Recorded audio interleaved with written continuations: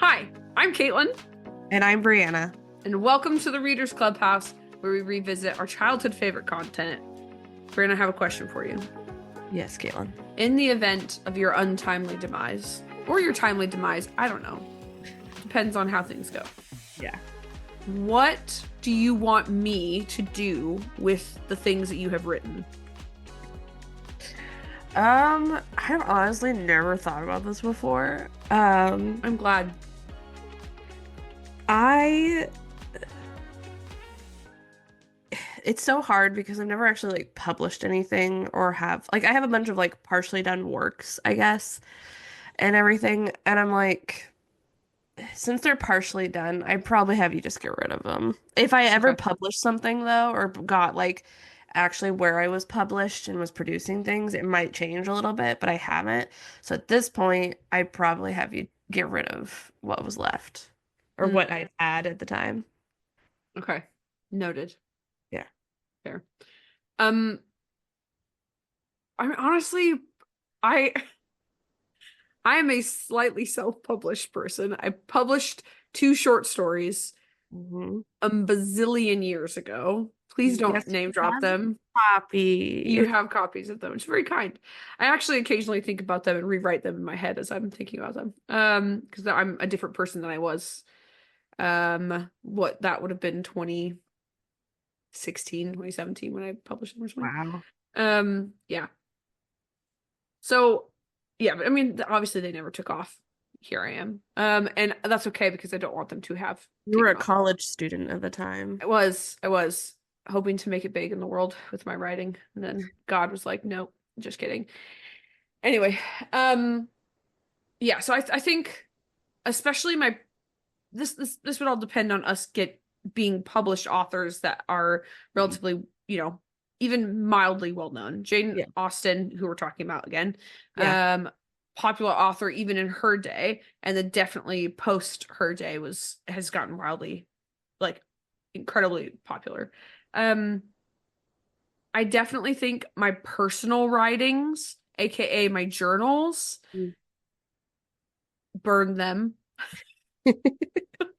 Um, not be just because they're very personal, and Yeah. I have like this like deep-seated fear that someone's gonna read it, even though I'm like, who would ever read it? I'm not like most of the people that I've lived with in my life at like since graduating high school at least don't I at least either don't care enough to read my journal or just not those types of people that would do that. So I'm looking at one of my journals right now that I've had since 2017, and I'm like, who? I like to reread my journals occasionally for two Yeah. reasons. The cringe factor is so real. Oh It's yeah. so hard. And the second is to see how far I've come from that Yeah. time, night and day in lots of ways. Absolutely. Absolutely different place. So that it's an interesting question. I was actually listening to my favorite podcast. I was gonna say our favorite podcast, but it's definitely not your favorite podcast. It's mine. It's a Um, good podcast. It's just not my favorite. yes, indeed. Absolutely. Shout out to Midnight Burger by Business Goose Media because I love the story. Anyway, they have a sort of um uh patron only show that they go through random stories. It's a whole thing. Anyway, and they were talking, and it's relevant because they were talking about Jane Austen, her sister, Yeah. Cassandra, um, burned a lot of Jane Austen's writings after she died. And there's Mhm. so all that we know from Jane Austen is from letters between her and Cassandra, but we also know that Cassandra burnt a lot of the letters, and so I we've actually have something lost, to go off of that a yeah. little bit. Um, but so we've lost a lot of the our I guess potential knowledge of Jane Austen, and the writer and producer of the podcast were discussing like what would you want your stuff saved or published or burned or whatever. And since they're again moderately not even they're not really moderately famous, I don't really know how to describe them, but they've got quite a following of people um talking about would you want or not. And the guy Joe was like, yeah, I don't want my stuff to be read, essentially, if I'm dead. Yeah. And his partner was just like, I mean, it she was saying there's the on the one hand, if the person doesn't want their stuff read, that's different. But also she's like, but there's certain people that I'm like, I would love to have read more of or by or about that person. So it's an interesting question. It is a very interesting question. Going off of that, Mhm. I didn't look as deeply into this, but I had some stuff when I first started trying to read this, Mhm. originally about like Jane Austen, who she was, that I just want to kind of point out and stuff. Yeah. Uh, so I think it was in the foreword some of this was that I read. Hmm. It was mentioned that like Emma was the last work she wrote before she died. It was Oh last wow. published one before she died. And I think it was I'm gonna get this wrong, but I think I can't remember if it was Northern Inger. I can never say it right. Northanger Abbey. Northanger Abbey, and I don't know if it was Mansfield Park or Persuasion. One of those like three or like two of those three were published after she died. And she also was only in her 40s when she died. Like she wasn't that Yeah, old. she I was know young. like yeah, I know people like died younger in the past, but that wasn't as I think like not everybody in their 40s died all the time back then and stuff. I know Yeah. there's like probably statistics with it and everything, but it's just very interesting that we only got like her up to a certain point and everything. And then the other thing that I found interesting that I found out recently was how like a lot of her either contemporaries or people who or like other classics, people who've written classics, some of them hated her. And specifically, Mark Twain didn't like her. Interesting. And I didn't look deep into it yet, but actually very interesting at some point to do that deep dive and stuff. Oh, also Charlotte Bronte, I think Hmm. that's yeah. She didn't like her either and stuff. Hmm. There's like multiple authors that have had been quoted as being like don't like her stuff. And I do think it's the unfortunate thing that romance always gets drawn into is it Mm, always is thought as being less than other works, whether it is a literary work or like any of those people, I'm pretty sure if you had asked like about if her stuff deserved to be like remembered through time, they sure. would have been like no kind of a thing because it didn't have XYZ and stuff. So it's just very interesting.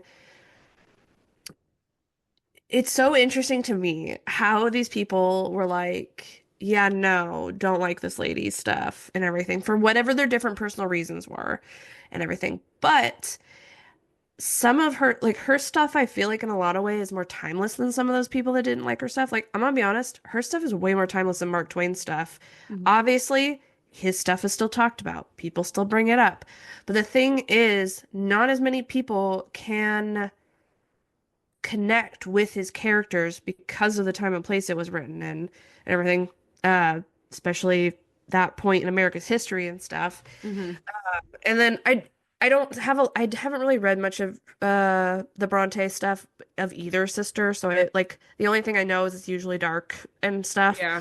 So, like I don't know enough about that to really compare it in any way, and I don't want to because I don't feel like we need to compare people's works. It's just interesting when people get upset about a work that they consider less than Yeah. because of the genre essentially that it's written in, and which is a honestly a thing that we run into a lot with the romance genre.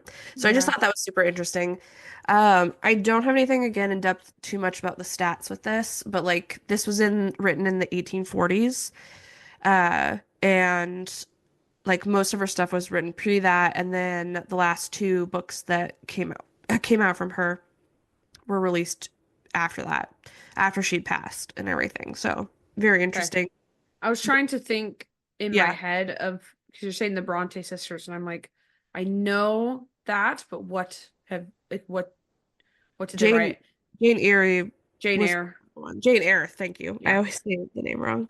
Um, yeah, and this is actually a good segue. Uh-huh. Um, what I'm about to say because I have never read Jane Eyre, but I'm Yeah, familiar with it yeah. because of a book series by Jasper Ford Oh called yeah. the Thursday Next series. Yep. And the very first book is called The Eyre Affair, based after Jane Eyre. And so obviously I've heard about Jane Eyre before this in school and English classes. I'm Yeah. sure I've read excerpts from it or something. I've never actually read it, and I've never really wanted to, if I'm being honest too. Same. And then also Wuthering Heights is another one that I know Yeah. is was written by Emily Bronte instead of Charlotte Bronte. Yeah. So this is a good segue because we have a confession to make Yes. to the very few people who listen to this podcast. Yeah. Neither of us finished Emma. Nope. In fact, I got to about, I'm gonna give this a good 20% of the way through Yeah. I or probably something. got like 15 to 20% of the way through. And normally the things we discuss on the podcast are things we've read in the past and that we are rereading now in order to talk about them. Yeah. Jane Austen's Emma is a little bit different in that I don't think either of us had read it. Nope. Yeah, it's just you had watched the movies, Yeah. ages ago, And those are and nostalgic to me. the movies were nostalgic. And of course, Emma is a classic, Yeah. and Jane Austen highly regarded as a classic author and uh, widely regarded as one of the best romance authors of her time, essentially.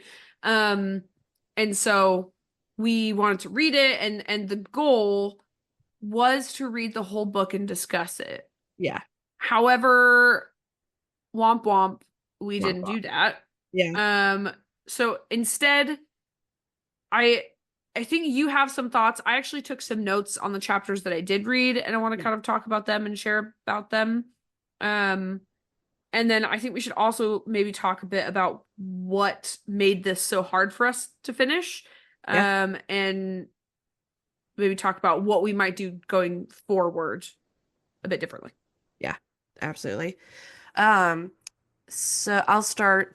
Mhm. So one of the things that is stuck in my brain, it's not utterly important to the story, but it brings more depth to a certain character, in my opinion, who I didn't even get to the point where we met him yet Okay.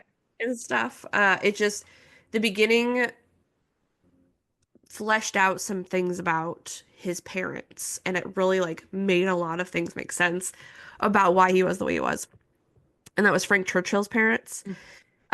So there's a bit at the beginning where it literally explains the life story of Mr. Weston and how he married his wife, who was Mhm. Frank's mother, and how she was connected to the Churchills and things like that. And it's like it was her brother and sister-in-law and stuff. Yeah. So the way that she was described literally like just made it so clear about why Frank Churchill was the way he was, despite the fact that he never lived with like she died when he was young and stuff. So like but her attitude, and I don't even remember how it was quoted exactly in the book, but basically it was like, I want to be with him, but I also still want to be rich. But kind of thing. Like it's just Yeah. she could never decide of what she really like wanted and settled in. So there was always this like wanting to like wanted everything is what it Yeah. was. And if you watch and we talked about a lot of the sorry. We talked about a lot of stuff during the podcast episode where we talked about the three Emmas. We didn't talk about Frank actually all that much until the Yeah. end. And he's like a kind of pseudo antagonist in some ways, because of his behavior and the way he treats Emma and also Jane, who's Yeah. the one he actually likes, and how just like poorly he treats them. But there's something about him that draws like especially Jane to him. And it's like it's not Jane and his story fully, so we don't get to look into what it is about each other that they like are so drawn to. But we get really shown his selfishness and how he wants everything and how he somehow gets everything. Like he's never truly punished for anything.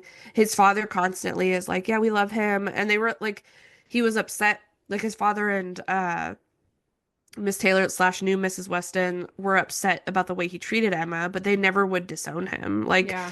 at no point was he ever really fully held accountable for his behavior. And it honestly going a little bit deep with this, his behavior in comparison to other Jane Austen kind of romance antagonists kind of a thing, like I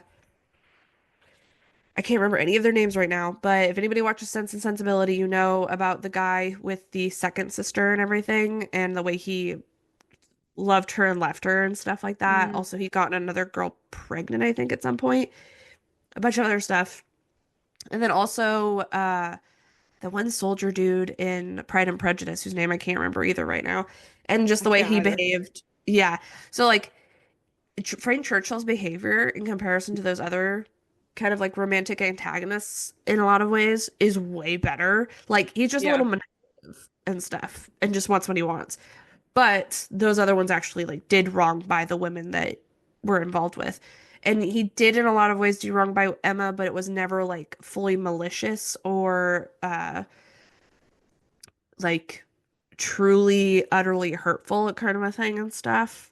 Maybe a little bit on Emma never actually liked him enough for it to be fully hurtful is really what it was. So it's just interesting seeing how we learn about his character, and even at the beginning of the book gives such a clear picture of why he is the way that he is compared to the movies, who don't really explain that much because it's not important. It's about Emma and uh Harriet. nope. Emma Knightley. and then also Harriet in all of that and stuff. So Yeah. very interesting to me that part of the book.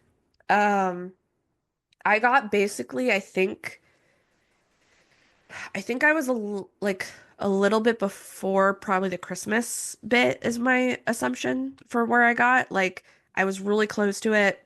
Um, I'd already gotten past the part where Harriet turned down Mr. Martin and stuff. And there was also this part that's never in any of the movies where Mr. Elton does a charade and they're like, "Oh, it's for you, Harriet." But I'm like, "No, it wasn't, Emma. You were such a dummy," and all that kind of stuff. So it's very interesting, all that stuff. It is interesting. The problem is, and I'm going into my bit with this, Mhm.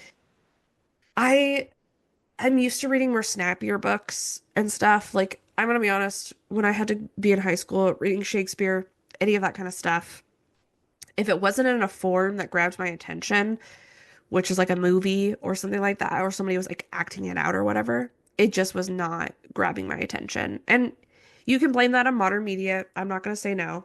I always have struggled with reading stuff that is in an older writing style. So anything like Beowulf, Shakespeare, that kind of stuff.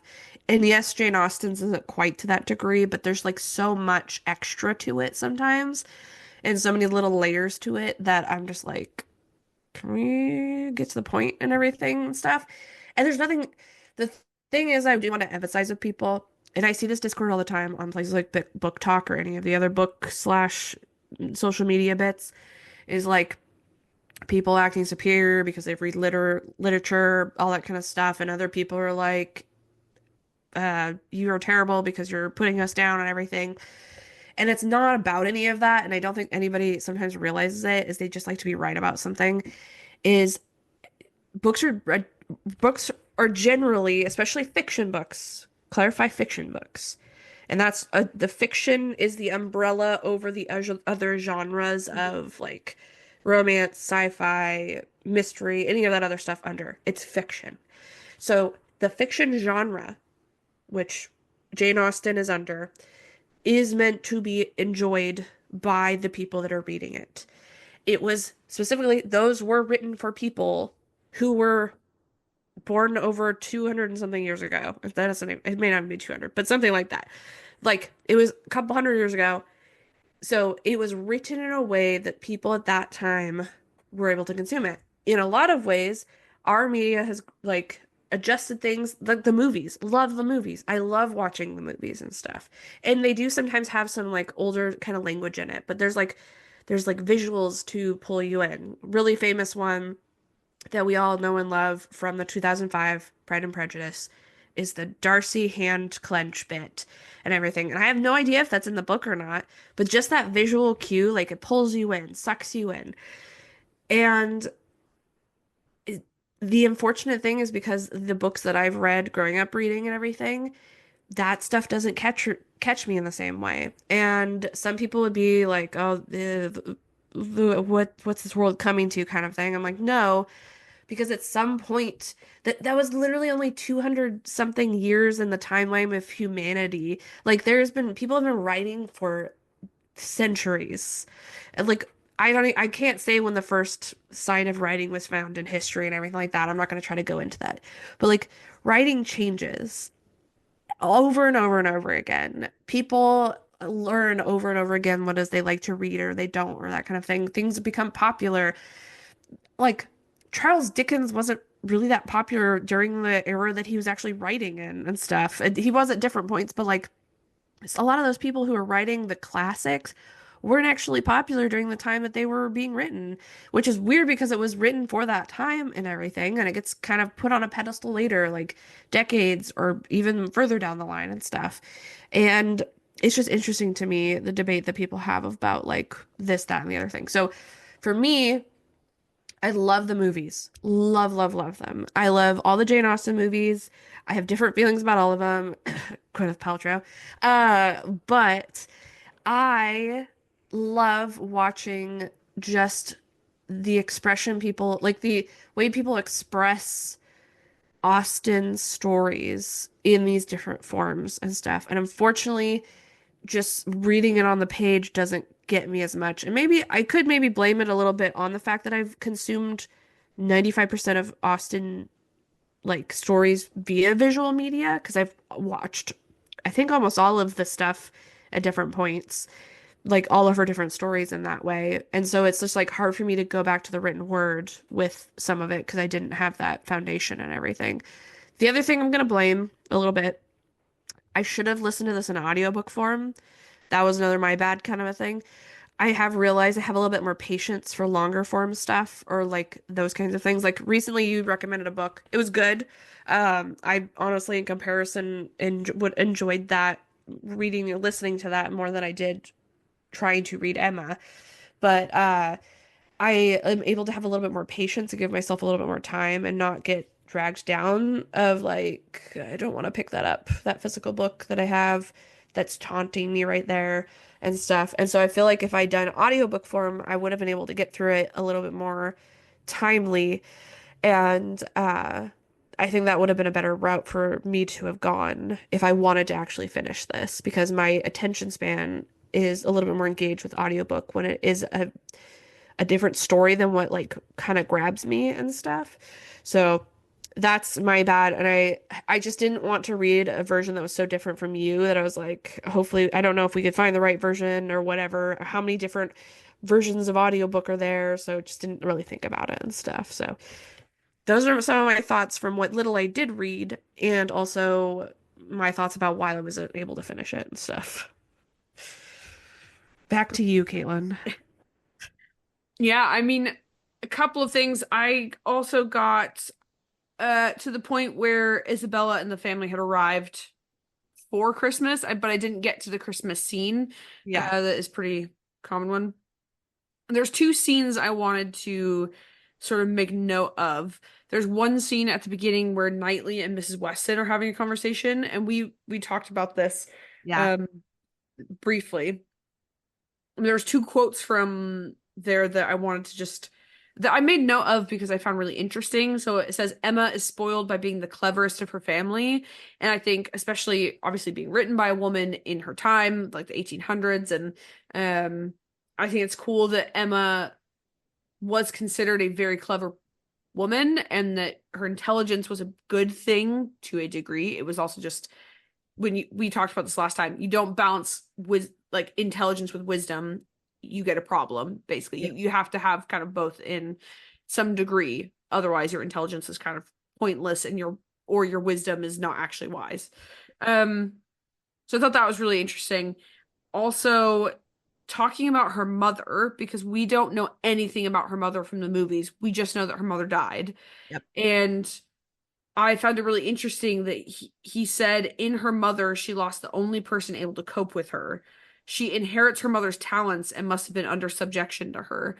And Mm, looking at how different how different of a character would Emma have been if her mother hadn't died? Because Yeah. apparently her mother was also wickedly intelligent and very clever. And so I wonder if did Emma's mother have the balance of intelligence and wisdom? And it seems to me, yes, based off of this interaction of saying that her mother would have been the only one able to cope with her. Yeah. We don't know. Obviously, that wasn't part of the story, and it's kind of irrelevant even to discuss it because she wasn't there. She wasn't Yeah. character. So I just found that really interesting, especially considering the only one really able to cope with her was Knightley, and I'm like, what could it have been like if her mother had been there? And I don't know. I don't know. The other thing, there's a couple of things. Um, from the portrait scene that I wanted to talk about. Okay.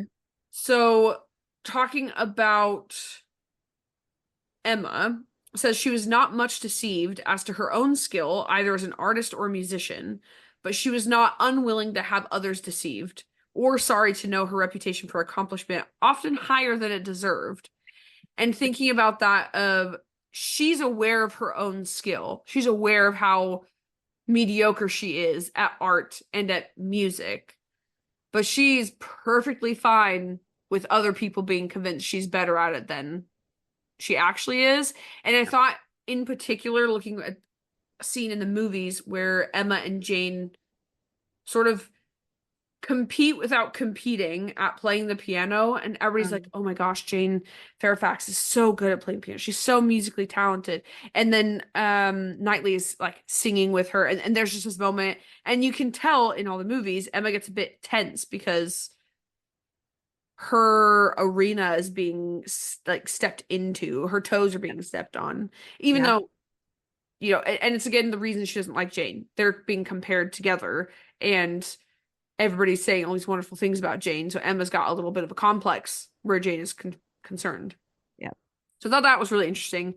Um, and then just it's no surprise, no secret. I love Mr. Woodhouse, the dad. That I Oh, just yeah. Caitlin's favorite character.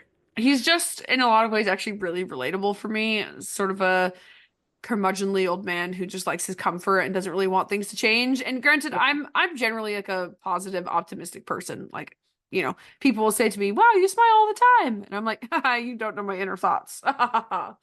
But there's something about Mr. Woodhouse I just found really great. But there's So instead of two wolves inside of you, you have two Mr. Woodhouse and I don't know what else. little chicken boy. Little chicken boy. You have a little chicken boy and a little Mr. Woodhouse inside of you, and they constantly are bickering to each other. Yeah. Yikes. Naturedly, though. Good naturedly. Yeah, yeah, yeah, yeah, yeah. Wow. Anyway, on page 72 of my book says the idea of sitting for his picture made him so nervous that I could only take him by stealth. So the fact that she wanted to draw her dad, but sitting for the picture made him so uncomfortable that what she had to do was like sneakily sit and draw let him. I just thought that was absolutely hilarious. Yeah. And it's great. I don't know, great Mr. Woodhouse thing. I love how we again know nothing about her mother, but like supposedly a very intelligent woman is just like that little nervous man. I love him. Yep. Yep, I had two children with him. Like that, I love that like image in my brain of that Yeah. couple. Like, yeah. I totally agree. I think it's fantastic. And I also love that you see in the book that Emma and Isabella are like both inherit like their parents' kind of Yes. personality. So Yeah. Isabella obviously has inherited Mr. Woodhouse's Yep. sort of um Little propensity chicken for a boy bit. mentality. What? Or little chicken boy mentality. Wait, what? He doesn't have a little chicken boy mentality. I do. Sky is falling is where I was more going with that. Okay. Oh, okay. But I decided to loop in little chicken boy again. Oh my gosh. I might have to one day explain Little Chicken Boy on this podcast, and I don't want to. Oh, I can't wait. Um, oh, anyway, if I get 20 people messaging me about this episode saying, "What's Little Chicken Boy?" I'll do it. Um, anyway, Emma has inherited her mother's intelligence, her mother's kind of cleverness. Isabel has inherited her father's nervousness, basically. And I think it's a fun genetic experiment. Yeah. Anyway, the final thing from page 75, which I believe was in the context of, okay, yeah. So Mrs. Weston is talking to Mr. Elton, Mm, and it's one of those, it's a compliment technically, but I'm like, it's a compliment to Emma, but kind of an insult to Harriet, what Miss Weston says. So it says, yes. Miss Woodhouse has given her friend the only beauty she wanted, observed Mrs. Weston to him, not in the least suspecting that she was addressing a lover.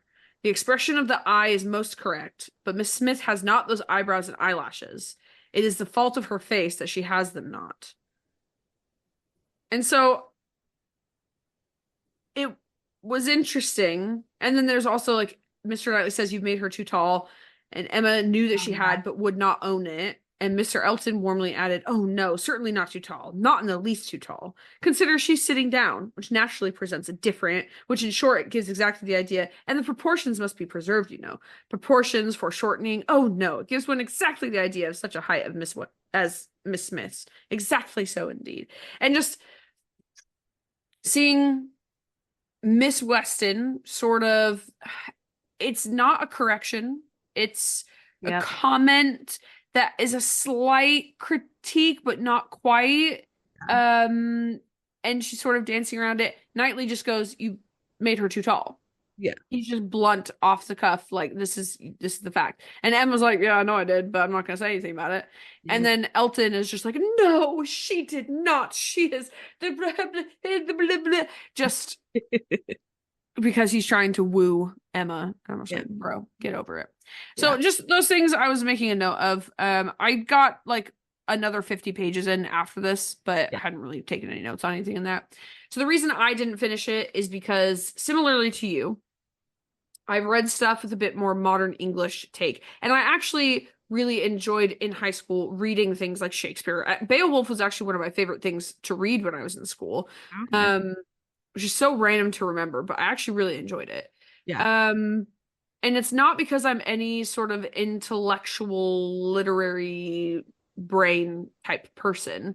Yeah. It's just because the stories I found quite interesting, and even looking at, because I find, this is sort of a slight aside, I find poetry to be quite hard for me to understand Yeah. because I'm a bit more blunt, I guess. I don't understand always the meaning or intention behind the language of things. I actually feel bad sometimes because there's books that I read in multiple genres that I have that have beautiful prose, but I get a little bit like, can, can we can we not describe it this way kind of a thing and stuff. Like, and again, it's not because it's bad. Like sometimes it's like very beautiful and stuff. But I just am like, I'm not a big prose person. So like poetry, I feel the same way about a lot of the time. Again, poetry is beautiful. It's just, yeah. Yeah, when I read poetry, I like to have a companion with it. So, I have friends that write poetry, and I love when my friends send me the poems that they write Yeah. because I know it's important to them, and I think it's actually quite good. But I also like to know the context of the poem that's being written, just because Yep. I find it easier to understand. It's the same thing actually with music. I love music. I love songs. I love listening to them. But one of Yep. my favorite things is when artists share their like behind the scenes information on the song. So you're listening to a song and it's like, "Oh, this song is telling a story. What's the story behind the song, and how do I understand it?" And it helps me appreciate and enjoy the art more than if I didn't know it, if I just, you know, listened to it, I guess. So the Yeah. reason I found Emma more challenging to read is because the language was very different. And that's totally okay. Yeah. I'm going to continue reading it. I'm going to continue at a much slower pace. I find that with fiction, I read quite a bit faster than I do nonfiction, Yeah. and I think that's okay. I was watching an Instagram reel recently actually that was talking about the difference between audiobooks and physical books, Yeah. and how with physical books we skip our eyes and our brains skip over certain words Yep. because they're filler words, so we can skip over them, and that's why you can read really quickly. It's because Yeah. your brain is skipping over words like the, a, and it, as like we get it. We get the context of that. Where with audiobooks, you can't skip over that. And obviously, I listen to audiobooks like 1.5 speed, full disclosure. Um, but it's still you're inputting every word except for when you get distracted, which I often do. So there's that. So I'm gonna keep reading it because I want to, and I want to say that I have read a classic, and I actually enjoyed it because I am enjoying it. It's just Yeah. it is definitely something when I'm reading Redwall, when I'm reading Tamara Pierce, and I'm reading other fiction books that I'm reading right now, I just breeze through them. I can read, you know, Yeah. I read like 9 in January, and I don't think I've read a single book this month actually. Um, because it's just been different. That's kind of my thing. I also think I liked what you said about the book was written, and this is something I always have to remember when I read things from any time. Even when I'm reading the Bible, I have to remember this as well. That the things that are written are they usually have an intended audience. Actually, in every book stat thing that we do, we say the intended audience for this, like the age range Yeah. is this, whatever. And we don't usually say the intended audience is people of the age of 8 to 14 that were born like who were 8 to 14 in the 90s. But Yeah. when Brian Jakes is writing his novels, he's writing to a group of people that are in that age range already alive. Yep. And obviously Redwall can be read by anybody of the ages between 8 and 14 of Yep. any generation that has come after Yeah. because they're intended for an audience of that age range. Yeah. But Jane Austen was writing to in a particular time to a particular audience, and we are so far removed from that audience that it's, I think, hard for us to understand Yeah. as easily as perhaps they might have. I think also remembering that it is different editions, different sort of Yeah. translations, and remembering that with things that are translated into English in general. So looking again, like the Bible, which obviously is a little bit of a different historical and religious spiritual document, Yeah. but um something I've Looking. read Oh, sorry. something I've read in the last few years has been Japanese novels that translated into English, and Yeah. I find the pacing of those like sometimes really difficult to follow, but at the same Yeah. time, I've read a couple of them in the last couple of years that have genuinely just made me weep because the story was so good. And yeah, the pacing was a little bit funny, and even the dialogue didn't flow as well because it wasn't written in my language. It was translated into my language, and you lose the nuance of certain things when it's translated into another language, or even, I think, translated into modern English. Yeah. Um, I have it's a feeling that's the same thing with some of the not English classics. So like I think it's the Epic of Gilgamesh or Journey to the West Mhm. and Or stuff. the Iliad and Odyssey. Iliad and Odyssey, any of that stuff that's not like more. I honestly, it's not modern technically, but it is more modern than those ones even, and stuff. So like, yeah, their context is key, Mhm. and that's why sometimes being aware of certain aspects. Um, I actually something that gets brought up a lot in the stuff that I like watch and consume and everything because I try to be conscious about it is like reading more diversely. So not just reading white authors writing about white people and stuff. And that's something I've been working on because it's really easy just to fall into that because the industry is full of it and stuff. Mhm. And but something that's got I've noticed people have been saying more recently is not reading books in just your country that they were written in or your language. And like your example is such a great one of reading Japanese novels, not just manga. Like it definitely Mhm. can fit that way and everything. Like there's like options with that as well. But like reading stuff that was written in Chinese, Indian, Japanese, even like you Eastern European or any of that kind of stuff. It does broaden your view a lot. Yeah. Yeah, it also just makes you think it requires your brain to think a little bit differently than if you're just reading in American English. Even reading British authors is a little bit different than reading American authors. Yep. And a, a good example of that, Richard Osman, who wrote The Thursday Murder Club. Yep. Um, it is different reading a cozy murder mystery by Richard Osman, who's a British author and Yep. quite an intellectual man, versus reading, I don't know, I'm trying to think of what a modern murder mystery that I've read. I don't know. Insert some modern murder mystery here, Yeah. I guess, who's written by an American author. The English is a little bit different. The way that they like set up a joke and tell the punchline, the way that they Yeah. describe the characters and narrate the characters and social interactions are different. And so it's Yeah, there's a couple of romance books that I've read recently that have been set in England, specifically, and it is very different. mhm, Like the reference that they make, or some of even the culture that you run into in those areas, or how they even Because the funny thing is, like, yes, we have communities of like immigrants from some of those countries, but like the way that Americans interact with those immigrants is different than the way British people do. I mean, not absolutely. always one for one, but like feelings about the different groups or to the general public or the way that those different groups interact with the culture is very different from like wherever they are and stuff. It's Yeah. super interesting. Yeah, it is interesting. And having lived there for a couple of years and intending on moving back, like it that kind of diversity and interaction between multicultural and multi-generational communities is like, I don't know, a part of my actual job, kind of Yeah. to think about that. So yeah, so I guess my final thoughts, it is a good book. It's something that I kind of am feeling a bit more like I need to read more classics, not because again, I don't want to think of myself as any sort of, I'm not trying to set myself up as, oh yes, I've read the classics. Look how cool I am because I've read the blah blah blah. Yeah. Um, no, it's because they're classics for a reason and they have been enjoyed and by millions of people for however many dozens, if not hundreds of years that they've been written. So Yeah. even looking at things like the Iliad and the Odyssey, obviously I'm a little bit into the Odyssey right now because of a certain internet musical that has captured my attention. Um, but like looking at those things or looking at like I've read Frankenstein by Mary Shelley. I remember reading it Oh, in I didn't realize you school. did.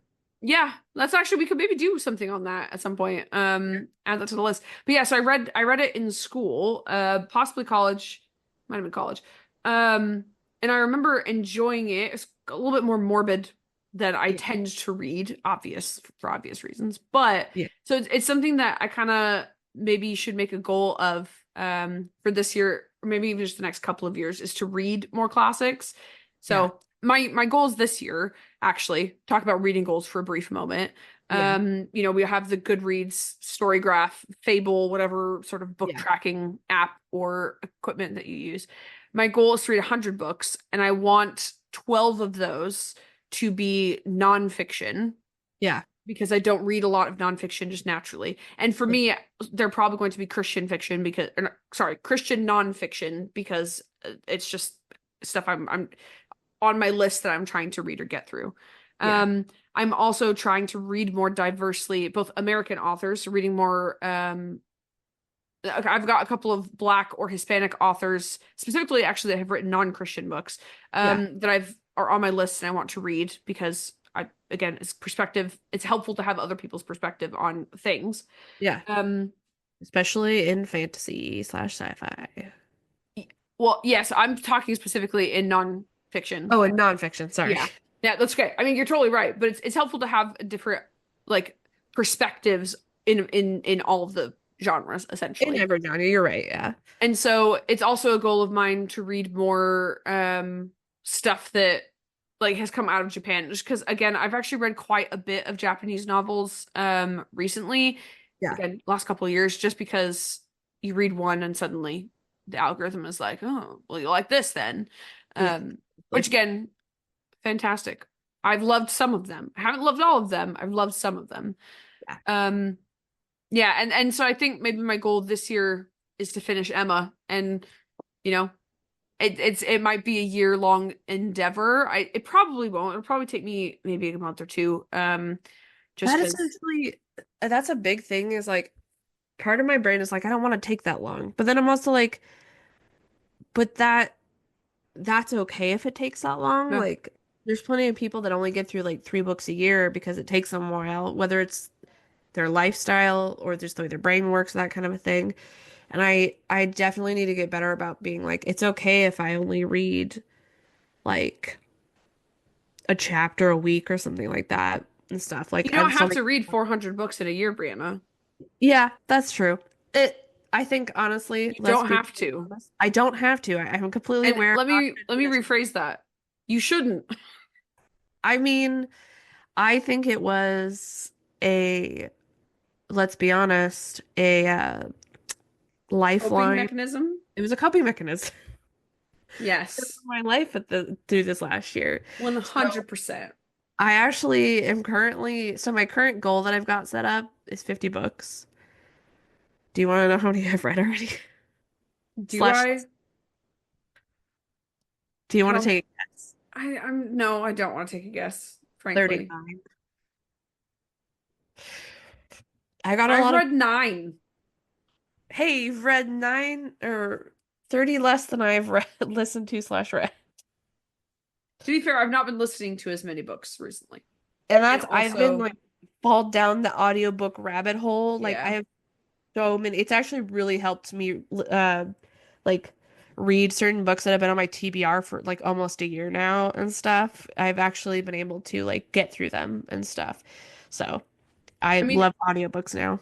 yes, totally agree. Read audiobooks, listen to audiobooks, read more classics, read more. Yeah. Just, Read more. Yeah. read to the best of your capability, read to what you're able to. Yes. Because obviously And I it's a, know oh, sorry.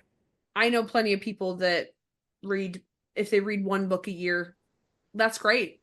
Yeah. If they finish one, my friend slash pastor in England, he's like, I maybe read one book a year because his lifestyle is just so different than mine.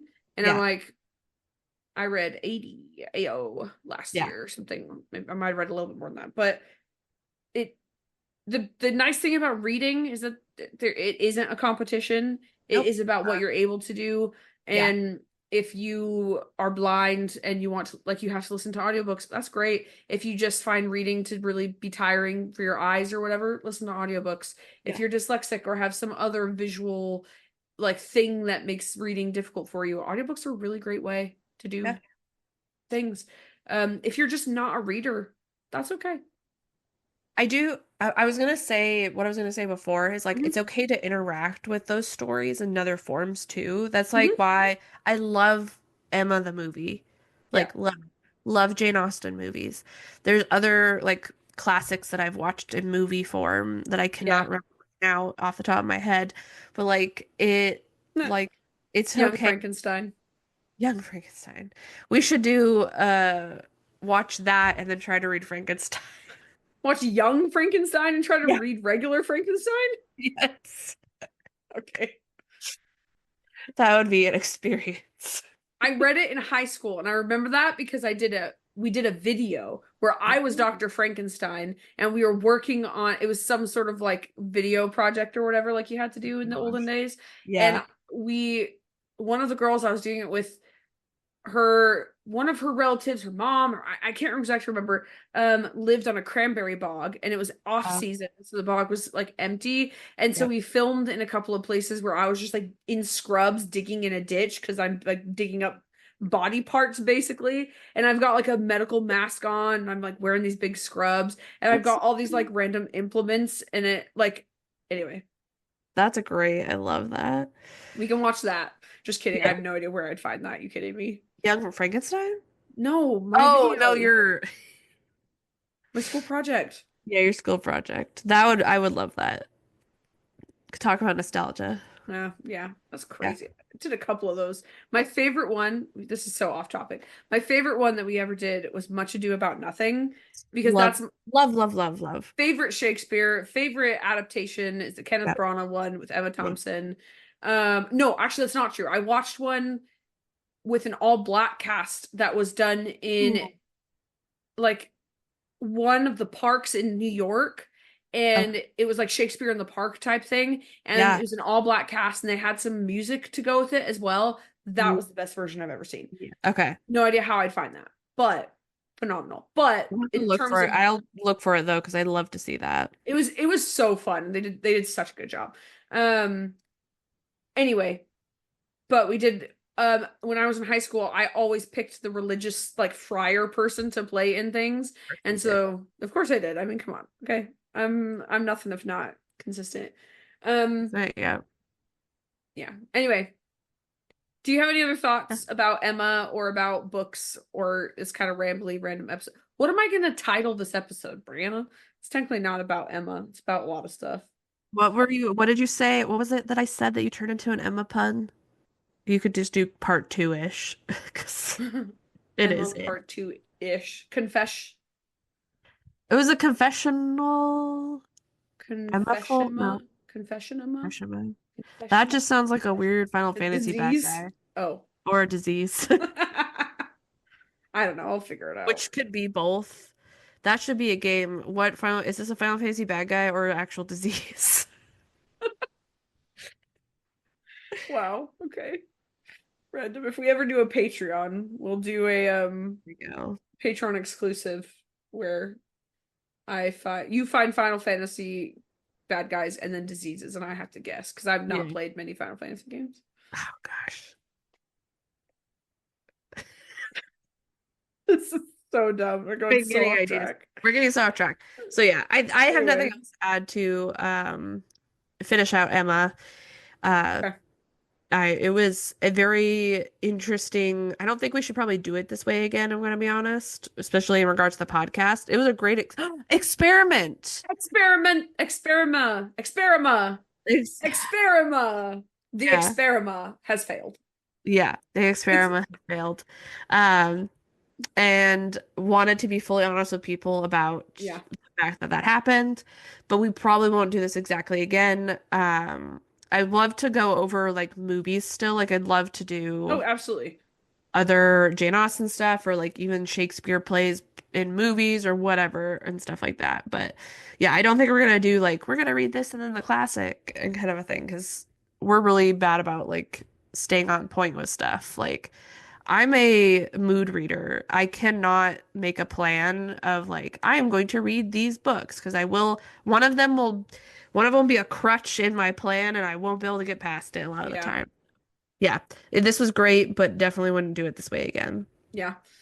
That's why we experima Yes. to find out if it works or not. This particular Yeah. experiment did not work. It did not. I'm gonna have to write down experima Yeah, so I you better remember because it. you'll forget again. I will. I so will. Right. Well, thank you so much for listening to this episode of the Readers Clubhouse, as rambly as it was. If you liked this discussion and you want to hear more, you can find us on YouTube and Spotify every other Friday. Check out our episode description for our socials and join us in the clubhouse next time as we discuss. We're going back into Mossflower Wood Yep. to talk about Badger Lords. the Badger Lords. Which book are we talking about again? I can't remember. Salamandastron. Salamandastron, y'all. Not Yeah. Outcast, which is what I thought every time that we've said Every that. single time. I was about to say Outcast. I should have known. Whoa, okay. Yes, we'll see you guys in a couple of weeks. Yep. Goodbye. Bye. I saluted even though this is an audio podcast.